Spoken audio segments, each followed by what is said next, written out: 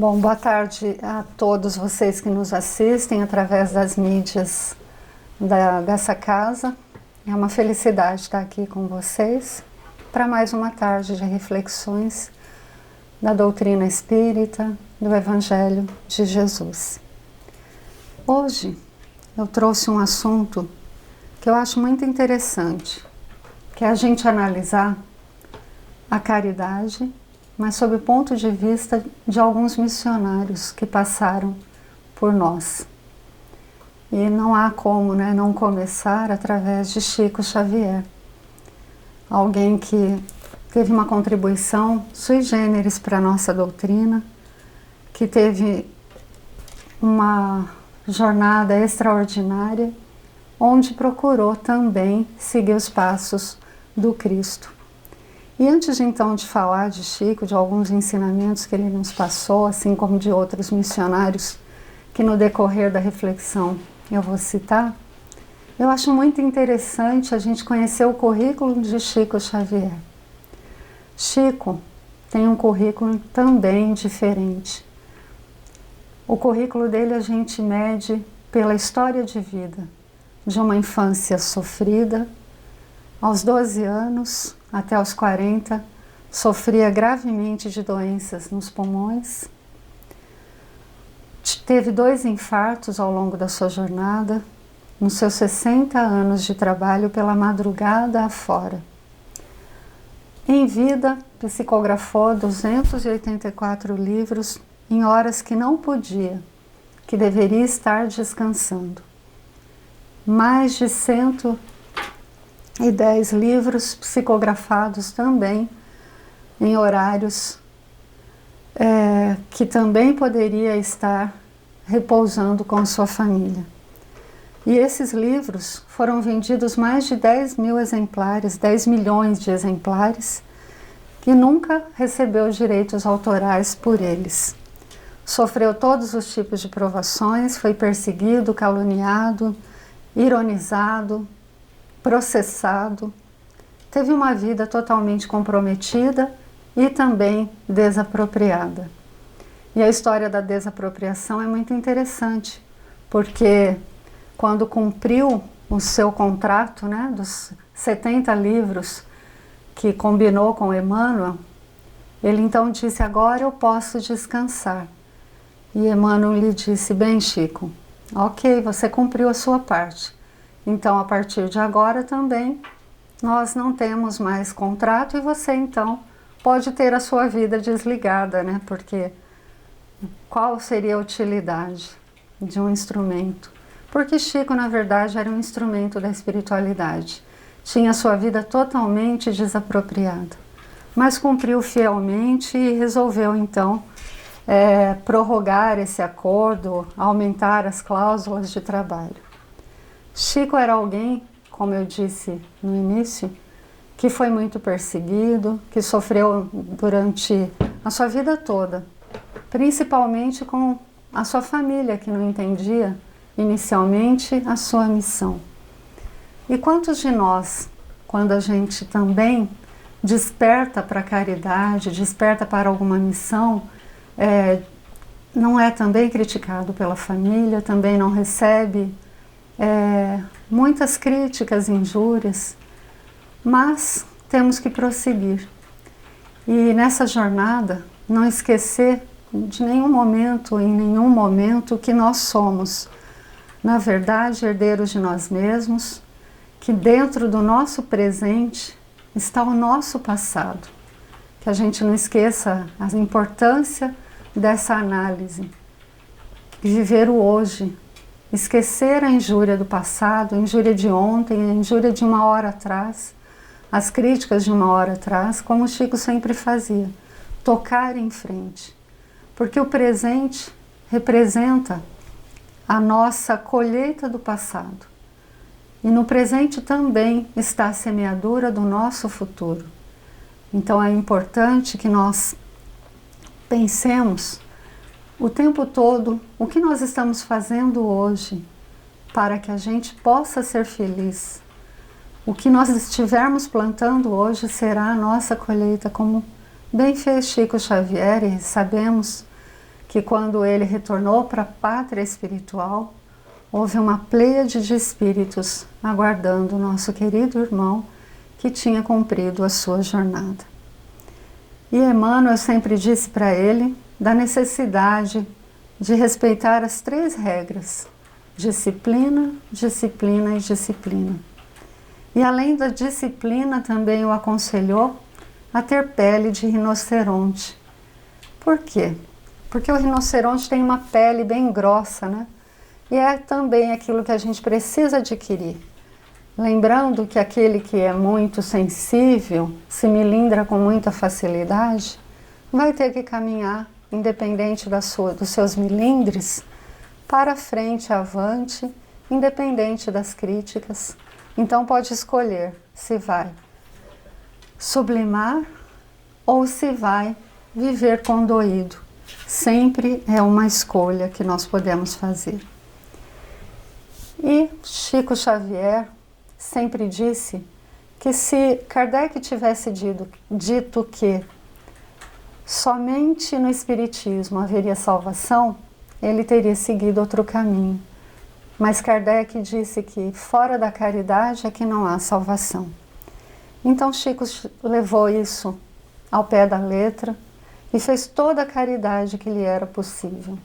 E aí nós vamos lembrar também de um outro Chico, Francisco de Assis, que também entendeu a importância da caridade, a importância de ser um instrumento de Deus, um instrumento de Jesus. E a partir do momento que ouviu o chamado para que ele reconstruísse a sua igreja, ele tomou então a dianteira, seguiu o caminho, mesmo às vezes não sabendo qual era exatamente o caminho que ele deveria seguir. Quem já conheceu a história de Francisco de Assis, já leu, vai verificar que em vários momentos ele era questionado pelos seus seguidores, pelos frades, né, da Irmandade Menor, conforme eles se denominavam, qual era o caminho, qual era a próxima diretriz. E ele dizia: não sei, vamos ver o que o Evangelho tem a nos dizer. E às vezes nós também na vida não sabemos ao certo qual a direção. Mas a vida, ela se revela aos poucos, e o que a gente tem que fazer é o que tem para fazer hoje. Então, se alguém te convida a assistir uma palestra, a ler um livro, aproveita a oportunidade. Não perca oportunidades, porque Jesus, Deus, a espiritualidade, ela fala através de outras pessoas. E Francisco de Assis também sabia ouvir a voz de Deus. Sabia silenciar, fazer as preces e aguardar o próximo passo a ser dado. E é interessante que Francisco de Assis, assim como Chico Xavier, incansáveis na caridade, às vezes recebiam muitas críticas.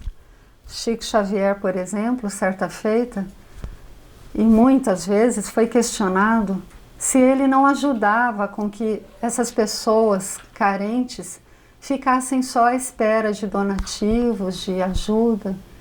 E ele disse então, e dizia todas as vezes que era questionado, que entendia que existia sim autoridades competentes e responsáveis por ajudar aquelas pessoas, mas que se nós percebermos que na casa do nosso vizinho está pegando fogo, a gente deve chamar o bombeiro, mas até que o bombeiro chegue a gente tem que ajudar a apagar o incêndio. Então ele dizia: o pouco que eu faço é apagar o incêndio até que o bombeiro possa chegar. E caso ele não chegue, né? Então nós não podemos ficar de braços cruzados dizendo que as instituições, as organizações governamentais ou não governamentais devem ajudar as pessoas em estado de necessidade. Nós devemos fazer o que está ao nosso alcance. E quando questionado também, né, qual o limite da caridade, ele dizia que é o limite das nossas forças. Enquanto tivermos capacidade, tanto física quanto intelectual, nós devemos servir. Até porque caridade muitas vezes nós confundimos com dar o que nos sobra ou até dar do que dividir o que nós temos. Mas a caridade, ela vai muito além. A caridade, às vezes, e na maioria das vezes, é ouvir aquele que precisa de uma palavra amiga, de um ouvido para escutar as suas dores. Às vezes as pessoas vêm nos procurar e nós nem sabemos o que dizer, o que aconselhar. Mas só o fato de nós estarmos ouvindo, já estamos praticando a caridade. Ouvir sem julgamento. Ouvir sem erguer até a sobrancelha, né? Porque às vezes você fazer alguma cara, você já está inibindo a pessoa de dizer o que ela gostaria de dizer, de abrir o coração. Então, ouvir com caridade é ouvir sem julgamento. E como dizia também Paulo de Tarso, né? Se eu fizer tudo o que fizer, mas não fizer com amor, não fizer com caridade, nada vale. Então, em todas as nossas atitudes, nós nos coloquemos no lugar dos outros, daquele que está precisando. Eu me lembro de uma história de alguém que procurou Chico Xavier para se queixar, porque ele dizia que ele tinha tudo o que o dinheiro poderia favorecer, né? Poderia lhe dar, mas ele não era feliz. Então, ele queria que Chico desse uma receita da felicidade. Onde está a felicidade? Eu tenho tudo que o dinheiro pode comprar, eu tenho casas, eu tenho uma casa muito boa, eu tenho imóveis de aluguel, eu tenho iate, jatinho, eu tenho tudo, Chico, mas eu não consigo ser feliz. Tenho uma família também considerável, né? Como se diz hoje em dia, comercial de margarina, tudo perfeito, tudo bonito, mas eu não sou feliz. E aí Chico lhe prescreveu a felicidade do outro. O que será que é essa felicidade do outro? Experimente, meu irmão, a felicidade do outro. E foi aí, então, que Chico recomendou que ele fizesse alguém feliz, que ele aproveitasse que ele tinha uma vida boa, uma vida tranquila, e procurasse, então, socorrer aqueles menos favorecidos. E também nós tivemos conhecimento há pouco tempo de uma história também real, como as de Chico Xavier, são todos testemunhos de sua vida, de um rico empresário do continente africano que detém quase que 90% do monopólio do diesel no continente africano. E é interessante que ele também não conseguia ser feliz. Com toda a capacidade financeira, com todos os confortos que o dinheiro podia lhe favorecer, ele não era feliz. Mas esse rico empresário, ele recebeu um telefonema de um amigo que lhe disse que precisava da ajuda. E ele disse, tudo bem, pode me dizer o que você precisa, né? E ele disse, olha, eu preciso que você me ajude a comprar 200 cadeiras de rodas para doar em instituição de crianças com deficiências físicas. E esse rico empresário disse, ok, passe aqui na empresa que eu vou providenciar a compra dessas 200 cadeiras e onde é que eu devo entregá-las? E esse amigo disse, então, aí lá vai o segundo favor. Eu gostaria que você me ajudasse na entrega dessas cadeiras. E ele pensou um pouco e disse, tudo bem, então vamos providenciar as cadeiras e eu estarei com você na entrega.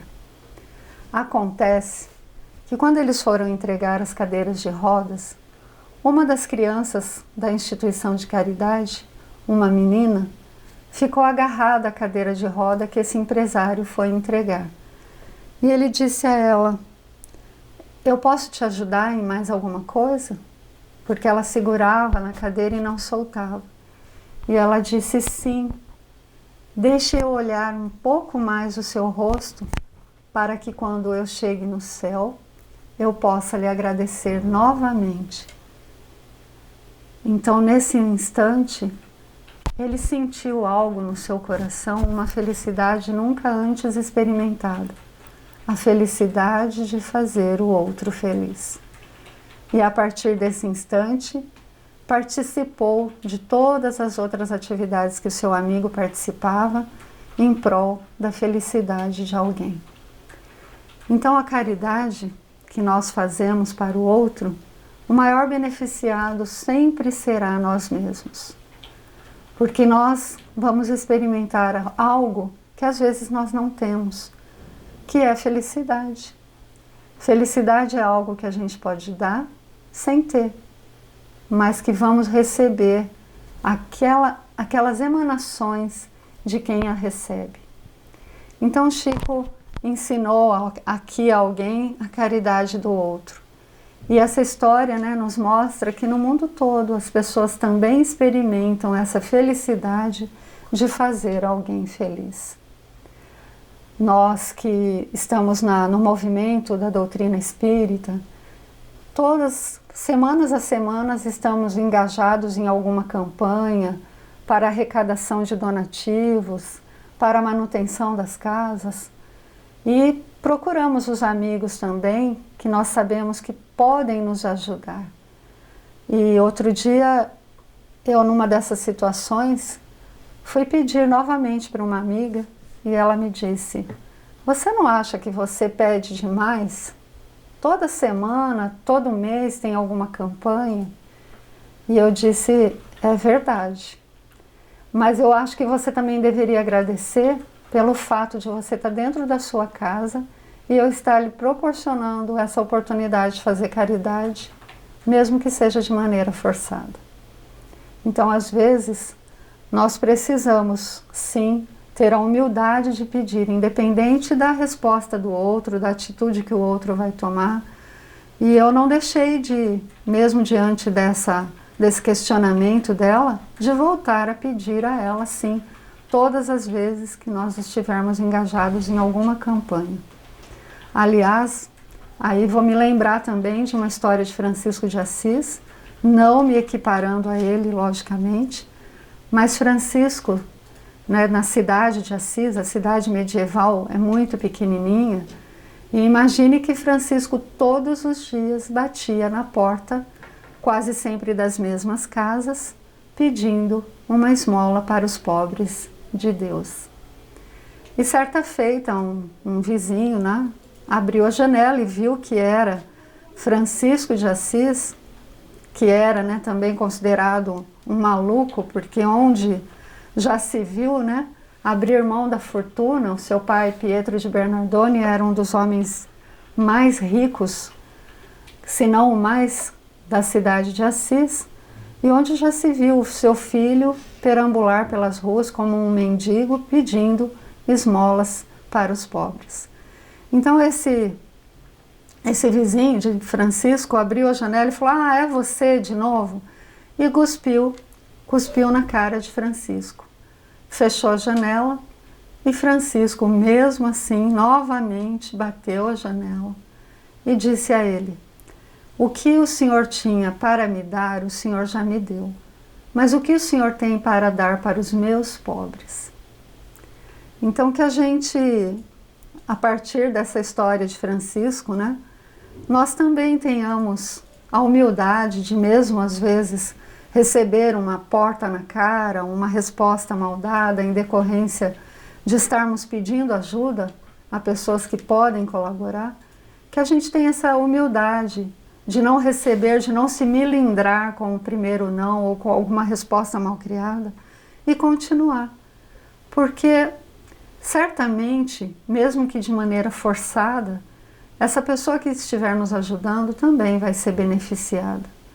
Algum dia alguém que recebeu esse donativo, que tem uma gratidão muito grande, emanará para ele energias que lhe ajudarão. E mesmo que tenha sido, e aí nós vamos ter o exemplo, né, de André Luiz, que quando chegou lá, nas regiões espirituais, no umbral, e foi verificar quem é que fazia preces. E aí ele verificou que aquela caridade, além da sua mãe, aquela caridade que ele fazia forçosamente de atender uma senhora que levava o seu marido, ela fazia preces por ele. E mesmo que de maneira compulsória, ele foi beneficiado, porque ela tinha uma gratidão muito grande pela caridade que ele lhe fazia. E assim esses missionários, sempre nos dando exemplo em todas as esferas.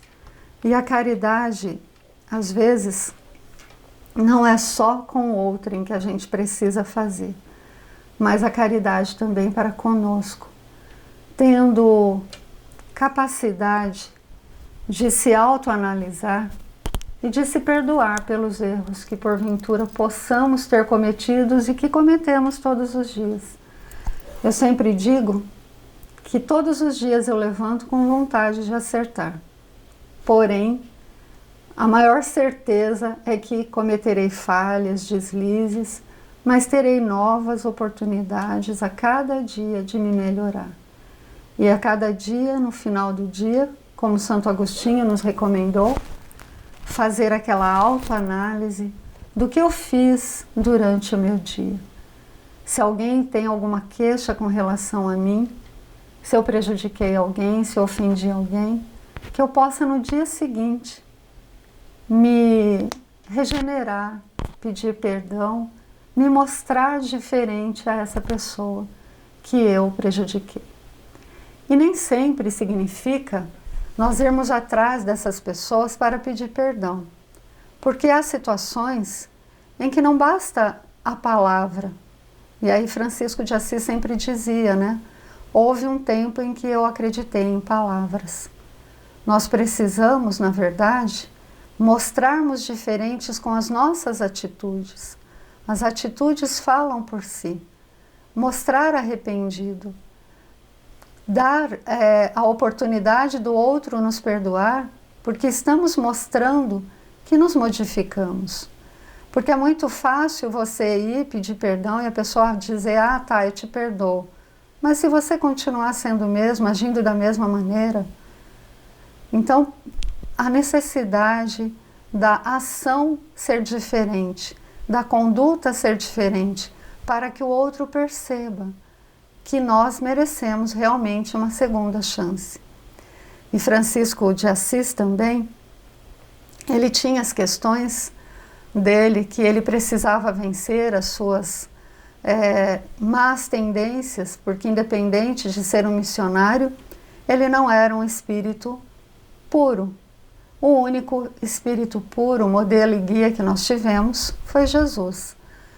E Jesus é um modelo irretocável, mas se nós formos analisar os outros missionários, eles logicamente são muito melhores que nós, mas também tinham as suas questões a serem resolvidas.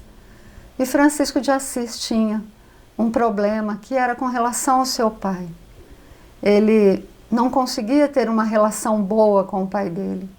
E sempre que ele procurava o pai não estava disposto a conversar, a entender as suas razões, a entender o seu caminho, a entender a sua abdicação de toda a herança, de toda a fortuna, para seguir aquele caminho de peregrino, seguir aquele caminho de imitador dos passos de Jesus. Então ele tinha esse problema e ele dizia que ele gostaria tanto de se reconciliar com seu pai, de se fazer entendido pelo seu pai, das suas razões, mas sempre que procurava Pedro de Bernardone, ou não conseguia, ou então esse não queria lhe ouvir as razões. E a gente também precisa entender que às vezes há coisas, há questões que somente o tempo, às vezes outra existência, para que a gente possa reparar e novamente empreender caminhada com esses nossos irmãos que hoje não nos entendem. Quando eu iniciei a fala e eu falei da importância do presente, por quê? Muitas vezes nós sofremos por incompreensões, nós sofremos problemas e desafios, nós temos situações das quais nós não conseguimos entender qual a razão de estar passando por determinadas situações. Porque esquecemos que somos um ser imortal essa não é a primeira vez que caminhamos aqui por este planeta de expiações e provas e que trazemos então conosco toda aquela bagagem de situações que nós precisamos desta vez resolver. Algumas conseguiremos e outras talvez não, mas sempre na tentativa de caminhar à frente com os nossos amigos difíceis, né? Como Chico Xavier dizia, ele não se referia a inimigos, ele falava amigos que os desafiava, né? Os amigos... existia uma expressão muito interessante que ele falava, amigos instigantes, estimulantes, que são os amigos que nos estimulam a vencer essas más tendências que nós trazemos conosco. Porque é muito fácil caminhar com os amigos. Os amigos nos adulam, nos toleram. Já os inimigos, eles nos dizem exatamente aquilo que nós precisamos nos acertar. Às vezes, de uma maneira muito ríspida, mas que a gente consiga fazer, então, esse paralelo, né? A gente consiga fazer esse filtro daquilo que realmente é verdade e tentar nos melhorar. Porque a reencarnação é uma grande oportunidade de nós vencermos as nossas más tendências, adquirirmos novas virtudes e conquistarmos, então, assim, a nossa ascensão espiritual. Porque todos nós fomos criados com a destinação da felicidade. Todos somos predestinados a sermos felizes. Mas para chegarmos nesta felicidade tão almejada e desejada, nós precisamos caminhar com as nossas próprias vontades, com as nossas próprias determinações para vencermos então essas tendências. Os nossos pés eles foram feitos para caminhar, mas também podemos correr. Então nós sempre poderemos dar um plus na nossa reencarnação, lembrando que estamos na melhor delas. E vivemos também uma das épocas mais brilhantes que se pode dizer para a humanidade, onde nós podemos, através de vários meios, nos informarmos, nos instruirmos. Pense bem, na época da minha avó nasceu no ano de Chico Xavier também. E na época dela, morava na roça, não tinha informação, não tinha acesso a jornal, ela morava numa colônia e era difícil conseguir acesso a livro, era semi-alfabetizada.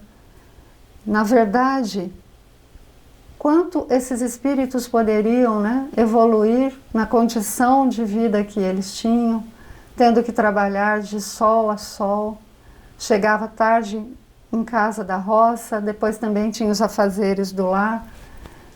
E nós já não, nós já temos uma vida muito privilegiada, nós temos acessos à informação. Me lembro que Chico Xavier, em 1970, pelas informações trazidas por Geraldinho Lemos, ele diz que Chico dizia que o espiritismo seria expandido de uma maneira muito grande através das multimídias. E naquela época nem se sabia o que era mídia. Mas Geraldinho disse, olha Chico, multi é muitas, né? Agora mídias não sei dizer o que é. E aí ele disse, Geraldinho, os espíritos estão dizendo que o espiritismo será difundido pelas multimídias. E olha o que nós estamos vivendo agora, essa era que foi prevista, né, em 1973. Hoje nós podemos assistir palestras sem sair da nossa casa, nós não precisamos só esperar os dias de palestra da casa. Nós podemos fazer cursos nos nossos lares, nós podemos ler livros, às vezes mesmo sem ter condições de adquirir. Quantos já não caíram no domínio público? Então depende de todos nós essa vontade de nos instruirmos, de procurar o conhecimento e não só ter o conhecimento, mas colocá-lo em prática. Porque Certa feita uma amiga me disse assim: você está estudando bastante, você está adquirindo bastante conhecimento, mas não se esqueça que conhecimento, informação, qualquer enciclopédia tem. Então nunca perca o amor em passar o conhecimento, passar com carinho, com bondade, porque no livro a gente vai ter informação, mas passar a informação com sentimento, com carinho, com amor é totalmente diferente e diferenciado. Então que a gente possa lembrar dessa caridade para conosco, nos instruindo, porque foi aquilo que Jesus nos disse, né? Amar ao próximo como a nós mesmos e a Deus sobre todas as coisas, e também como segunda regra que a gente se instruísse, que nós procurássemos o conhecimento, porque conhecimento é luz, é trazer as sombras, a ignorância, que é a ausência de conhecimento, trazer então essa luz para as nossas vidas. É fazer a caridade por nós mesmos, porque a ignorância não nos protegerá. Tem muitas pessoas que preferem não saber, como se não sabendo isso as blindaria de qualquer consequência, de qualquer problema. Quando é o contrário, o conhecimento nos liberta, o conhecimento nos salva. Então é uma caridade que a gente faz para conosco mesmo nos instruirmos, procurarmos a luz do conhecimento. E isso vai depender só da nossa vontade. Conhecimento, essa caridade que a gente tem que fazer para nós mesmos, vai depender da nossa vontade. Eu me lembro que Sócrates, quando falava para os seus discípulos, os jovens que o seguiam, eles ficavam tão maravilhados e eles diziam: olha, eu vou buscar meu pai, a minha mãe, o meu vizinho, você conta para eles, você fala para eles também tudo isso que você está nos dizendo, porque é muito maravilhoso, é elucidativo. E Sócrates dizia: não, o que eu estou dizendo aqui é para vocês. E para que vocês entendam, a minha mãe, Fenaredes, é uma parteira. Aliás, era a melhor parteira da localidade. Mas o que a minha mãe não pode fazer é dar à luz a uma mulher que não está grávida. Trocando a miúdos, Sócrates estava dizendo a eles, né? O conhecimento é para quem está grávido de conhecimento, para quem quer o conhecimento, para quem quer dar luz ao conhecimento. Não temos como forçar alguém a querer aprender. Então é individual. É uma caridade que somente cada um pode fazer por si mesmo. E voltando também a Paulo de Tarso, que ele também era um doutor da lei, conhecedor de todos, né, de toda a Torá, de toda a lei do judaísmo, e ele também dizia que tudo nos é lícito, né? Nós podemos tudo, nós podemos inclusive levar uma vida no doce farniente, achando que nós viemos aqui a um piquenique, que nós temos que gozar de todos os prazeres que a vida pode nos dar, e podemos achar que isso não terá consequência, mas teremos perdido a grande oportunidade que é essa experiência na encarnação que estamos vivendo. Então tudo nos é lícito, temos o livre-arbítrio de escolher os caminhos que queremos. Se queremos deixar a vida passar, mas haverá sempre consequências. E uma delas é sempre aquela do espírito que retorna à pátria espiritual e tem quase que 90% o mesmo sentimento de arrependimento. O arrependimento de não ter aproveitado essa grande oportunidade de fazer o melhor que podia, aproveitando a sua estada aqui, nesse planeta que é uma escola e é também um hospital, para que nós possamos tratar todas as nossas mazelas. Eu sempre me lembro que a gente voltando lá na espiritualidade, né, os espíritos nos relatam que, além desse arrependimento, o grande sentimento que angustia os espíritos é de saber quando terão uma nova oportunidade aqui. Porque está difícil vir para o planeta, né? Nós percebemos as pessoas, os casais, cada vez querendo menos filhos, porque preferem ter um só e dar uma boa escola, dar boas oportunidades materiais aos seus filhos. Então está difícil uma vaga aqui. Que a gente possa pensar o quanto nos é caro essa vida, aproveitando todos os minutos. E é uma época tão propícia a esse aproveitamento, não só de fazer o bem para os outros, como também de fazer o bem a si mesmo, trazendo conhecimento, que a gente verifica não só na mídia, né, nos computadores, nas mídias, nos canais, mas até na televisão agora. É um momento de lazer onde você pode estar se instruindo. Nós podemos escolher o que nós queremos assistir, programas de qualidade, programas que nós conseguimos até, nesses momentos de lazer, juntar o entretenimento com a aprendizagem. E aí vou dar um exemplo para vocês. A série que está passando, foi até para as telas de cinema, The Chosen, né? Que se trata dos escolhidos para ser os apóstolos de Jesus. É tão interessante, porque ela está seguindo, segundo, né, todos que estamos analisando, os estudiosos, ela tem uma fidelidade muito grande ao Evangelho de Jesus, as passagens dos apóstolos contando a vida de Jesus. Há algumas cenas, sim, que eles precisam, né, imaginar mais ou menos como foi o diálogo, mas que nos traz tanto conhecimento da vida de Jesus dentro da sua casa, no seu lar, com a sua família. Será que em outras gerações eles tiveram essa oportunidade que nós estamos tendo? Essa caridade com que está sendo nos oferecida para que a gente dê esse plus na nossa reencarnação? Que a gente possa pensar exatamente na vida desses missionários que nos trouxeram tantas informações a respeito da importância da caridade, da importância da instrução, da importância da dedicação que eles tinham para com a vida que nos é dada por Jesus, por Deus, por nosso Pai. E Chico sempre lembrava, né, quando esteve aqui conosco, que Jesus, ele nunca pediu para que a gente escalasse o Everest. Ele nunca pediu grandes sacrifícios. Ele sempre disse que o pouco seria muito, quando juntado, né?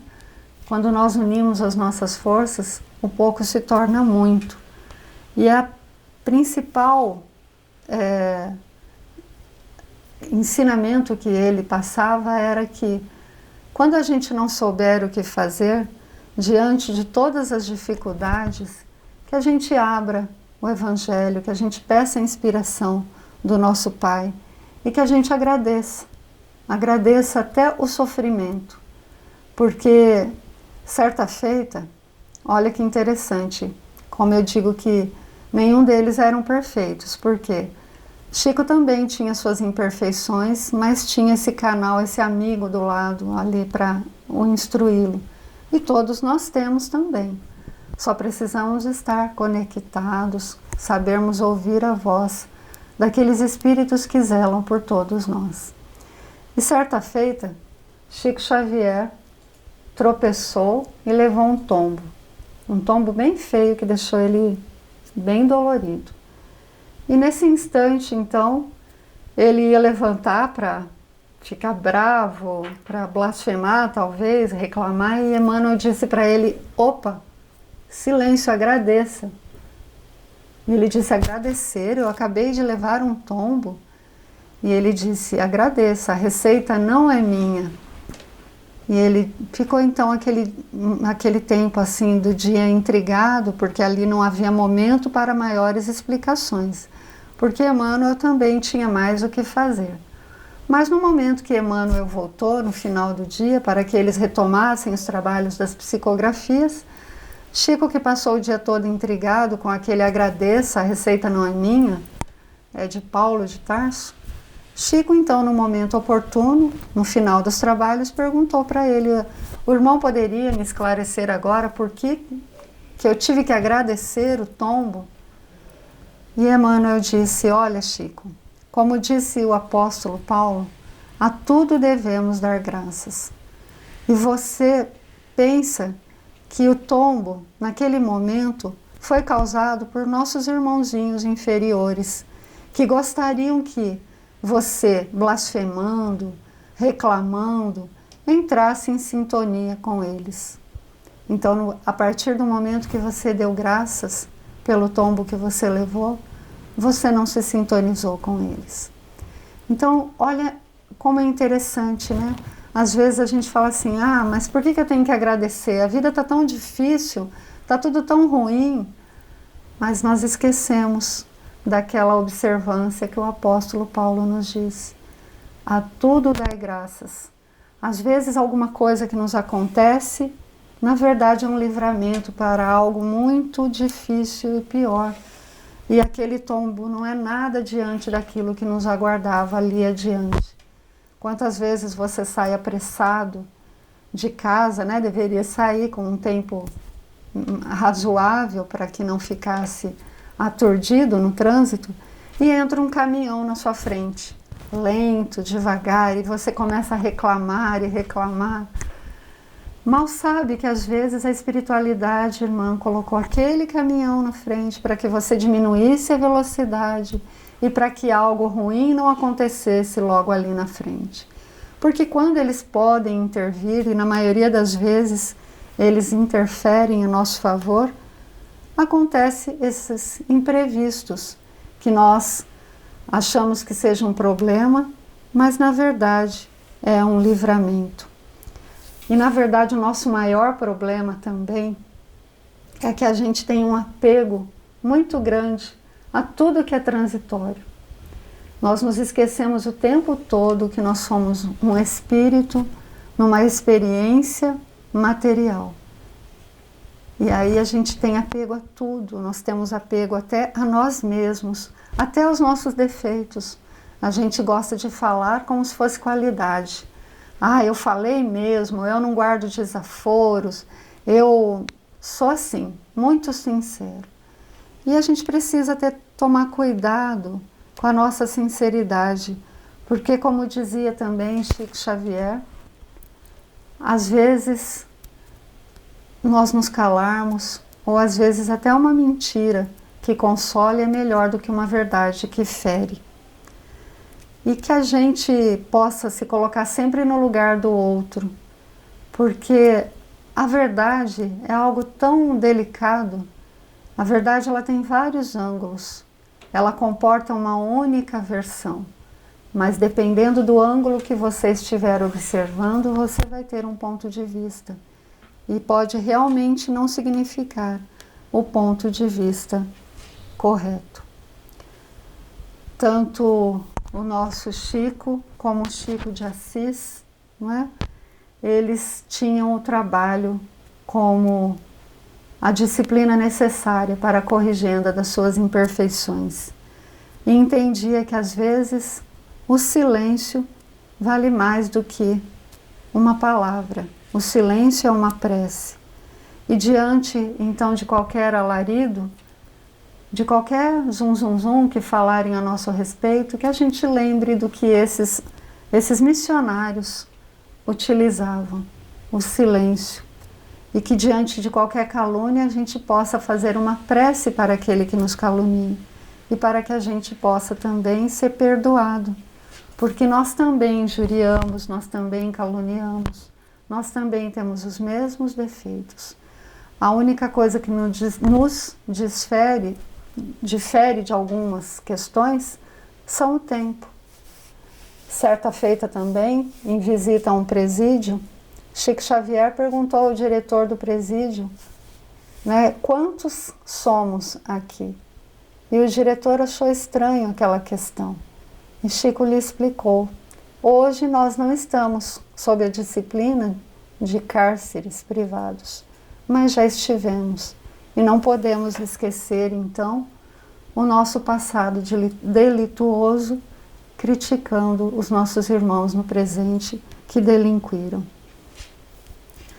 E diante de todos esses ensinamentos, principalmente quanto mais nós vamos conhecendo a doutrina espírita, nós vamos conhecendo o Evangelho de Jesus, nós precisamos lembrar que em nenhum momento esses missionários perderam a sua doçura, a docilidade de passar o conhecimento, de fazer a caridade e de não querer se transformar num corregedor alheio. Porque quem serve Nosso Senhor Jesus, como dizia Chico Xavier, tem que servir com alegria, com amor e com bondade. Porque, às vezes, verificando os erros dos outros, às vezes são erros tão pequenos para nós e nos irritamos. Mas para o outro ainda existe uma certa dificuldade. Então precisamos tomar muito cuidado com os julgamentos que fazemos. Às vezes dizemos, mas fez porque quis. Às vezes a pessoa fez porque não tinha capacidade, entendimento para fazer diferente. E tanto Francisco quanto Chico Xavier, eles eram pessoas que gostavam de fazer com que as outras pessoas saíssem de perto deles felizes. Então eles sempre tinham uma palavra de amor, uma piadinha engraçada para contar, sempre repartia a alegria e fazia com que aqueles que partissem sentissem saudade daqueles momentos que estiveram com ele. E nós podemos também aprender isso. Nós podemos aprender a deixar por onde passarmos um rastro de luz para iluminar aqueles que vêm na retaguarda. Que nós possamos então lembrar que estamos aqui também para nos aperfeiçoarmos, que ninguém tem ainda a felicidade de ser como esses missionários foram, mas que nós possamos verificar o caminho, porque muitos dizem assim, esperam de mim uma santidade, eu ainda não sou Jesus. Mas Francisco de Assis, Chico Xavier, Paulo de Tarso, entre outros, também não eram Jesus, mas fizeram tudo o que estava ao seu alcance. Paulo, principalmente, teve um caminho totalmente modificado. Até os seus 30 anos de idade, ele tinha uma conduta. E depois, quando caiu do cavalo, tomou uma conduta totalmente diferente quando ouviu a voz do Cristo a lhe dizer até onde iria a sua perseguição, a perseguição de todos aqueles que seguiam o seu caminho. Então sempre podemos nos reconduzir, mudar a nossa rota, até porque, como nós precisamos aproveitar a nossa estada aqui, muitas vezes a espiritualidade adota certas medidas para nos colocar nos trilhos novamente. E aí a gente vai lembrar daquela história do pastor, né, que comandava as ovelhas e dizia ao seu aluno que quando uma ovelha caísse e se machucasse, ele deveria fazer como ele, limpar a ovelha, curar a ovelha das suas feridas e reconduzi-la ao rebanho. Mas se a ovelha não pudesse continuar caminhando, que a carregasse. Porém, se a ovelha fugisse por rebeldia e sua própria vontade, haveria também uma outra maneira de trazer essa ovelha ao seu rebanho, mandando ao encalço desta ovelha rebelde o cão pastoreiro. E eu acho essa lição passada por Emmanuel muito forte, porque quem é que quer ser conduzido novamente ao rebanho de Jesus através do cão pastoreiro, né? Que costuma ser situações difíceis, onde nós somos colocados de joelhos e onde nós conseguimos lembrar que acima de todos nós a um Pai que nos criou, um Pai amoroso, misericordioso, que quer a nossa felicidade. E não podemos, então, acusar ninguém de todas as dificuldades das quais nós passamos. Aliás, nós poderíamos trocar as dificuldades por desafios. Todos estamos numa escola e na escola haverão desafios para que nós possamos passar de ano. Então, na nossa vida também, assim como num jogo de videogame, acontecem fases e que a gente, cada vez que passa por uma fase, vai passando por outra que vai ficando mais desafiadora, mas que nós temos capacidade para chegar até o final do game, né? Então, vai depender da nossa vontade.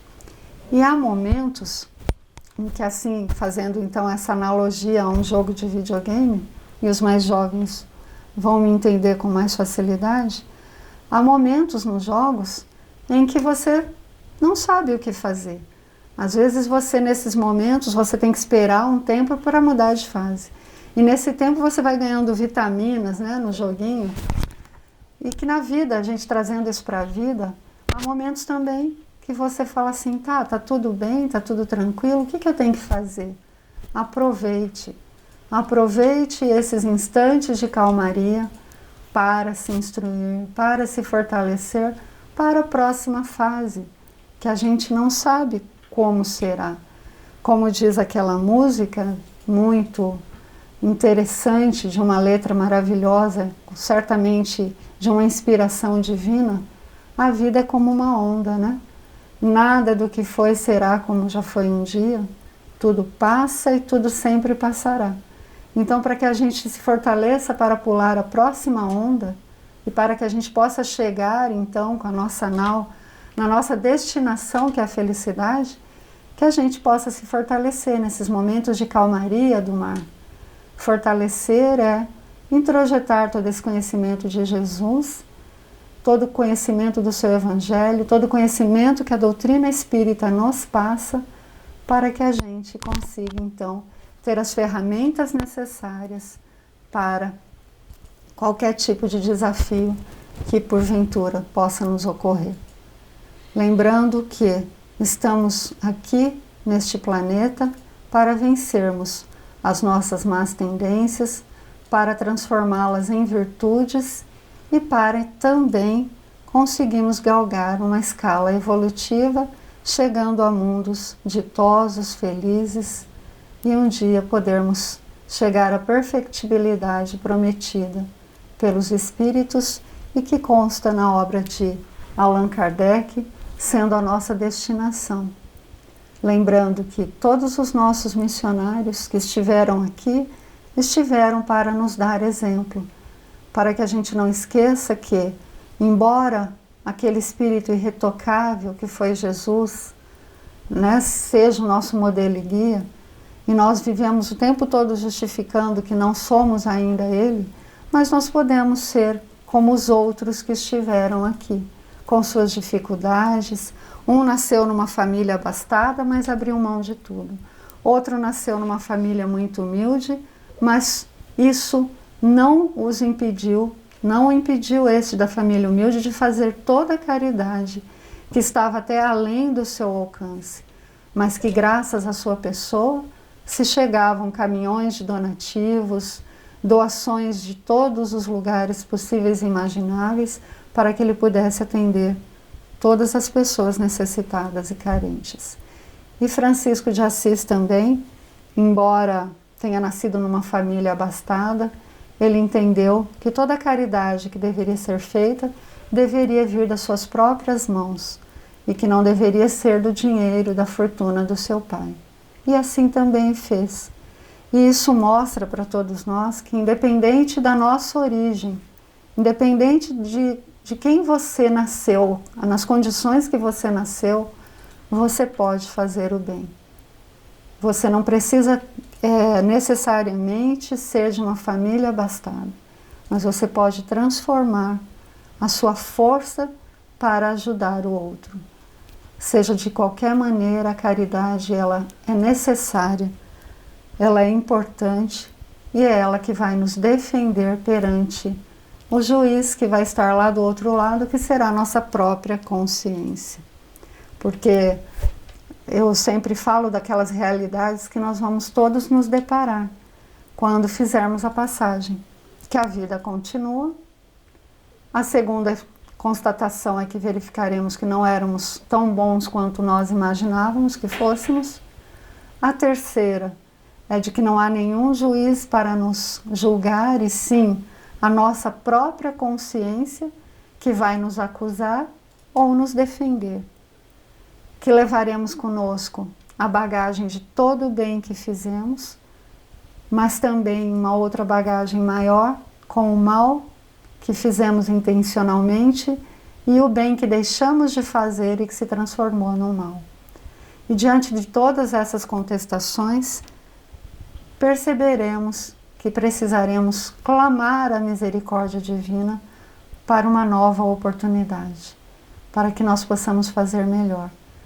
Então, diante de tudo que nós temos hoje, das multimídias, diante de tantos livros, diante de tantas casas de caridade, diante de tantas palestras, se a gente quisesse instruir, diante de tantos cursos, os meios são variados, que nós não percamos esta oportunidade, esta grande caridade que fazemos por nós mesmos, para que possamos aproveitar ao máximo a nossa reencarnação. Lembrando que fora da caridade não há salvação. Será a caridade que nos defenderá para que nós possamos, então, ter esse julgamento o melhor possível. Que nós possamos ter a consciência tranquila de que fazemos todo o bem que está ao nosso alcance e no limite das nossas forças. Muito obrigado pela atenção, que nós possamos estar sempre juntos, que nós possamos estar sempre fazendo o nosso melhor, porque hoje é o dia mais importante da nossa vida. Hoje é o presente, e no presente nós carregamos o passado e também carregamos o nosso futuro. O passado está sob a égide de todas as colheitas que hoje estamos fazendo. E o futuro sob o que nós estamos semeando exatamente neste momento. Que você possa refletir sobre tudo isso e fazer o dia de hoje melhor e amanhã melhor do que hoje, e assim chegaremos na nossa destinação da felicidade. Que Deus nos abençoe.